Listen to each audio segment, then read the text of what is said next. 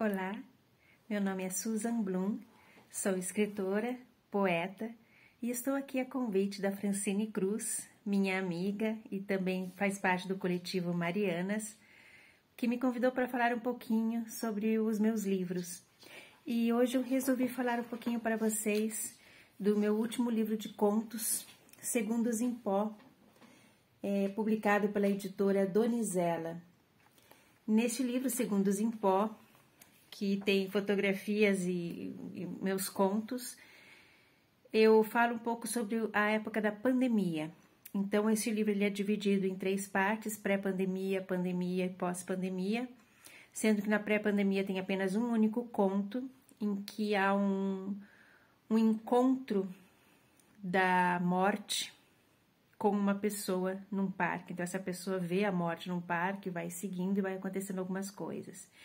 Depois, vários contos da época da pandemia mesmo, dentro da pandemia, em que eu vou ler um ou outro conto depois para vocês ao final, mas em que tem coisas que são psicológicas, tem coisas que são muito ficcionais, fantásticas, algumas são próximas de crônicas, mas que eu conto um pouco sobre esse período em que eu fiquei fechada no meu apartamento, apenas com as minhas 2 gatas. E, por fim, tem a pós-pandemia, que tem alguns contos também, todos curtos, eu geralmente faço contos curtos, que falam um pouquinho sobre como que seria, né? Porque na época eu ainda estava na pandemia, então eu publiquei sem saber exatamente como seria uma pós-pandemia, mas eu imaginei como seriam alguns eventos, alguns acontecimentos pós-pandemia.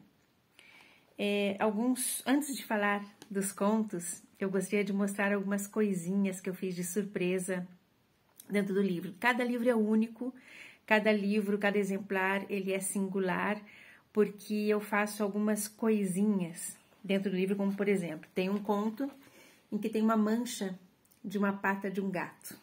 Daí vocês têm que saber o que o conto fala para aparecer a pata de um gato, né? Tem outro que aparece uma folhinha de árvore, uma folha de árvore, de planta, enfim, né? Eu fiz de várias folhas diferentes. E tem uma página que tem as letras bordadas. Então, tem uma letra bordada numa das páginas que a gente tem que saber também por que essa letra está aqui na página bordada neste conto. Então, são vários contos diferentes que falam um pouquinho sobre coisas que a gente fez reflexão, né? Eu acho que foi um período muito de reflexão da vida de cada um, pensando, puxa vida, como seria, né? Esse período, quem sou eu realmente, enfim.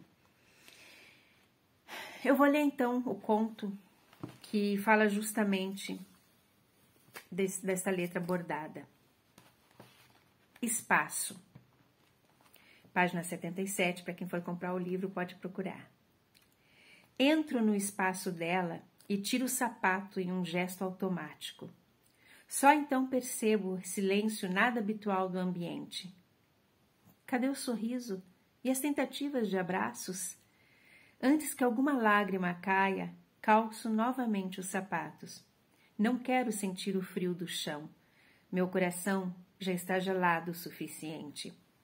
Entro na cozinha e ainda lavo as mãos. Certos hábitos vão permanecer.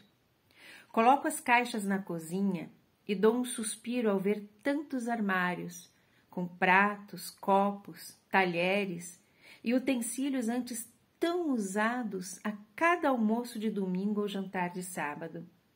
Ouvir as mesmas histórias centenas e centenas de vezes e grudar o sorriso no rosto para ouvir tudo de novo. Depois de algumas horas ali, vou para o quarto dela. Abro os armários e vou tirando com cuidado cada vestido, blusa, calça. O perfume dela vai despertando imagens, passeios, festas e encontros. São tantas fotografias sentimentais em cada vestimenta que é necessária uma pausa. Uma ida ao banheiro, um copo de água na sacada, um olhar para o exterior. Chega de olhar para dentro. Não aguento mais olhar o que tem aqui dentro. Suspiro e volto para dentro do apartamento. Na sala, vejo as fotos de família, ela casando com meu pai, ela grávida de meus irmãos, nós pequenos com cachorro no quintal de casa, o último Natal em família, em 2019. De lá para cá, papai morreu, fiquei grávida e agora ela se foi. Antes de ir embora, ela entrou em um labirinto pessoal, perdendo-se de tudo e de todos, menos do bordado e de minha gravidez. Meu olhar recai para algo em um canto do sofá. Vou olhar. Um bordado inacabado, com o fio vermelho pendendo na agulha que estava terminando a árvore genealógica da nossa família.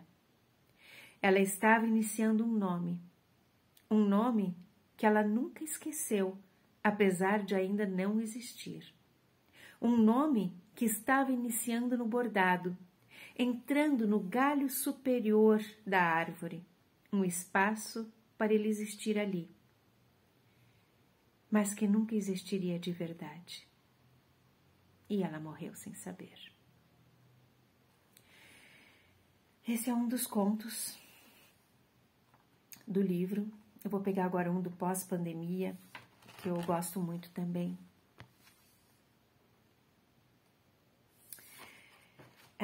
No livro tem uma lãzinha negra que sai do livro, que vai ser usada como marcador de página. E essa lã, ela sai exatamente do conto Lã Negra, que eu vou ler agora para vocês. Sacolas cheias de lã negra pendiam de suas mãos cheias de fios enrugados e dedos enosados. Os jovens vizinhos quase não haviam saído de casa durante a pandemia. Ela era quieta e soturna. Bom para eles, que recém-casados viviam as tertúlias amorosas em todos os instantes possíveis. Moradora do terceiro andar, eles nunca viam visitantes. A mocinha, já cansada das subidas ao segundo andar, admirava a força de vontade da senhorinha, que agora que diminuíram os casos de mortes, volta e meia subia com sacolas e lãs. Até pensava na possibilidade de, engravidando, pedir roupinhas de bebê. A vida seguia seu labirinto, novo normal, com altos e baixos, obstáculos e retornos. Pequenas brigas do jovem casal logo eram resolvidas com enlaces amorosos, tal qual duas aranhas na cama. Teciam birras para destecerem logo depois. Pequenos nós de mágoas logo eram cortados, com beijinhos e presentinhos. Um dia, um cheiro ruim começou a invadir o apartamento. A jovem insistia para que ele limpasse os encanamentos, os ralos, os banheiros, mas o cheiro persistia.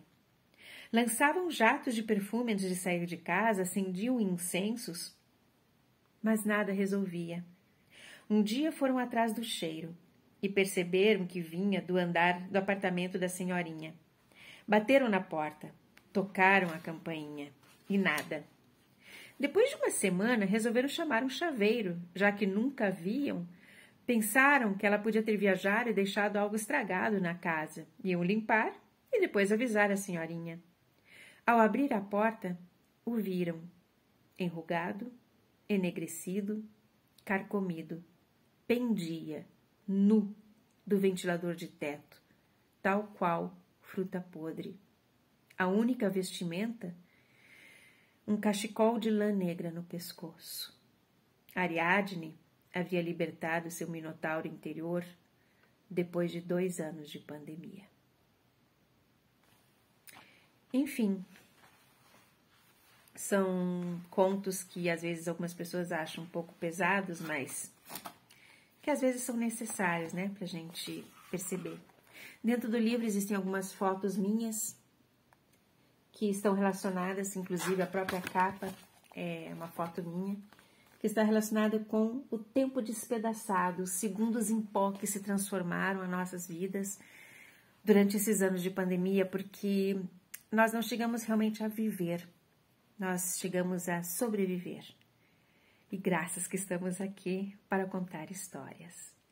Então eu espero que vocês tenham gostado, que procurem o livro da editora Donizela, pode ser comigo ou com a própria editora. e que acompanhem o canal Senhora Literatura da Francine Cruz. Francine, muito obrigada pelo convite e pela oportunidade para eu falar um pouquinho dos meus livros. Grata.